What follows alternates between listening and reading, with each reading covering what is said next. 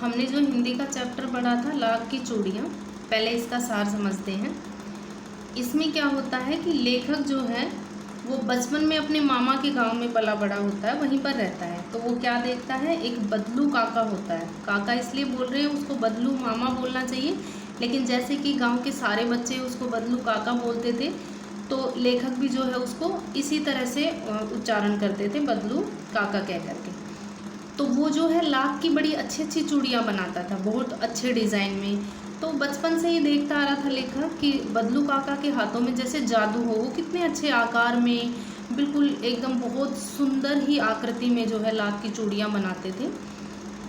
लेकिन बाद में क्या होता है कि वो देखता है वस्तु विनिमय जो है प्रचलित होती है पद्धति, इन सब के द्वारा जो है मशीनीकरण हो जाता है, मशीनें आ जाती है, तो क्या है कि कांच की चूड़ियाँ बनने लग जाती है। और उसके बाद क्या है, लोग जो है, क्योंकि सस्ती होती है कांच की चूड़ियाँ, उनको बनने में इतना टाइम नहीं लगता है, तो लोग जो है सस्ते के चक्कर में और इस तरह से जल्दी अवेलेबल हो जाती है, तो वो जो है कांच की चूड़ियाँ जो है खरीदने लग जाती हैं। बदलू मामा से जो है उनसे लाख की चूड़ियाँ जो है अब नहीं लेते हैं, बहुत कम लेते हैं, क्योंकि वो एक तो महंगी पड़ती है, दूसरा जो है टाइम भी लगता है। पहले उनको बोलना पड़ता है, उसके बाद वो उस आकार की, उस डिज़ाइन की जो है वो तैयार करते हैं। तो इस पाठ में यही सब बताया गया है कि पहले जो है बदलू मामा की कंडीशन और उनकी स्थिति, उनके जो कारोबार हैं, उन जो वो काम करते थे उनमें, और बाद में जो है कांच की चूड़ियाँ चलने के बाद जो है किस तरह से जो है उनके कारोबार से जो है सभी चीज़ें प्रभावित हो जाती है, उनकी स्थिति भी, उनका मानसिक जो है स्थिति भी, सभी चीज़ें जो है प्रभावित हो जाती है। इस पाठ का यही सार है। इसमें पहला प्रश्न है, बचपन में लेखक अपने मामा के गांव चाव से क्यों जाता था और बदलू को बदलू मामा न कहकर बदलू काका क्यों कहता था। लेखक बचपन में अपने मामा के गांव बड़े चाव से जाता था, क्योंकि वह वहां से लौटता तो उसके पास ढेर सारी गोलियां होती थी। वे रंग बिरंगी गोलियां किसी भी बच्चे का मन मोह लेती थी। उसे ये गोलियां बदलू नामक मणिहार से मिलती थी। गांव के रिश्ते के मुताबिक लेखक को उसे बदलू मामा कहना चाहिए था। जैसा कि मैंने आपको बताया कि उसको बदलू मामा कहना चाहिए था, परंतु उस गांव के दूसरे बच्चों द्वारा बदलू काका संबोधन सुनकर लेखक भी उसे जो है बदलू काका ही कहता था। प्रश्न 2 है, वस्तु विनिमय क्या है, वस्तु विनिमय की प्रचलित पद्धति क्या है। इसका उत्तर है, खरीद फरोख्त का सबसे पुराना तरीका एक वस्तु के बदले दूसरी से अदला बदली करना है।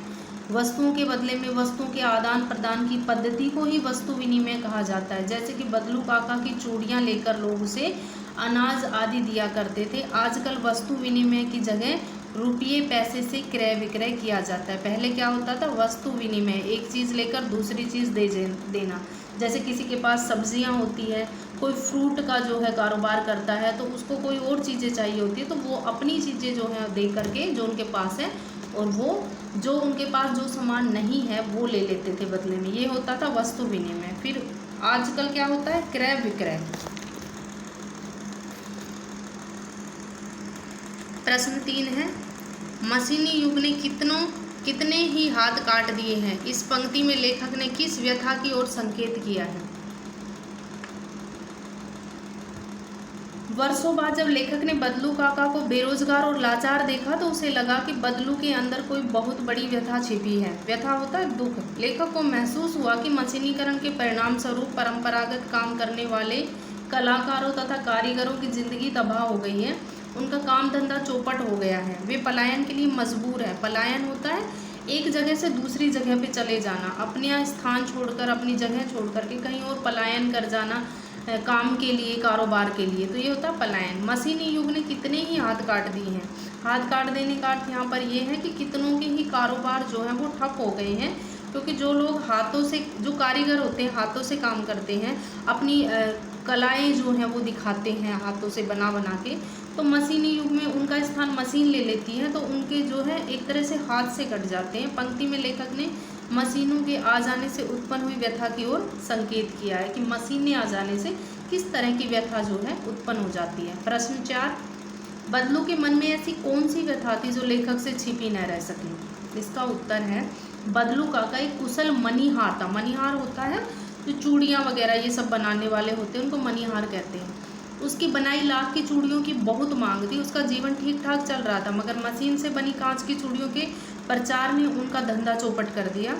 उसकी बनाई लाख की चूड़ियों को अब कोई भी पूछता तक नहीं था। बदलू अब बेरोजगार हो गया था और कोई अन्य काम न जानने के कारण अपनी जीविका चलाने में पहले की भांति समर्थ न था। कांच की चूड़ियों के चलन से उनके मन में ऐसी व्यथा थी जो लेखक से छिपी न रह सकी, क्योंकि जब वो पहले जाता था तो देखता था कि बदलू काका जो है कितना खुशहाल था, उसका कारोबार बड़ा अच्छा चल रहा था, लोग उसके पास आते थे, लाख की चूड़ियाँ बनवाते थे, उसके पास समय भी नहीं होता था। और अब देखते हैं कि बदलू काका लगभग खाली बैठे होते हैं, क्योंकि उनका लाख की चूड़ियों का स्थान जो है वो किसने ले लिया? कांच की चूड़ियों ने। मशीनी युग से बदलू के जीवन में क्या बदलाव आया? बदलू काका जो हैं लेखक जिनको बता रहे हैं जिनके बारे में, तो उनके जीवन में क्या बदलाव आया? इसका उत्तर है मशीनी युग से बदलू के जीवन में मानो भूचाल आ गया। भूचाल होता है जब हमारी स्थिति जो है एक नॉर्मल होती है, हम बिल्कुल सामान्य जीवन जी रहे होते हैं, बहुत अच्छा चल रहा होता है सब कुछ, और एकदम से पता नहीं कहाँ से कुछ मुसीबतें आ जाना, बहुत सारी मुसीबतें एकदम से आ जाती है, तो ऐसे लगता है जैसे हमारी ज़िंदगी में मानो भूचाल आ गया। उसका मणिहारी का परंपरागत पेशा छिन गया था, वर्षों की तपस्या नष्ट हो गई। कांच की चूड़ियों ने उसकी कलाकारी और कारीगरी को कहीं का न छोड़ा था। कहीं का न छोड़ा था का अर्थ ये है कि अब जो है वो अब लोग उसके पास मांग ही करने नहीं आते थे कि लाख की चूड़ियाँ बनाओ, तो इस तरह से वो बिल्कुल फ्री बैठे होते थे। ये हमने 5 प्रश्न किए, इनको अच्छे से समझेंगे, उसके बाद जो है इनको हिंदी की नोटबुक में लिखना है।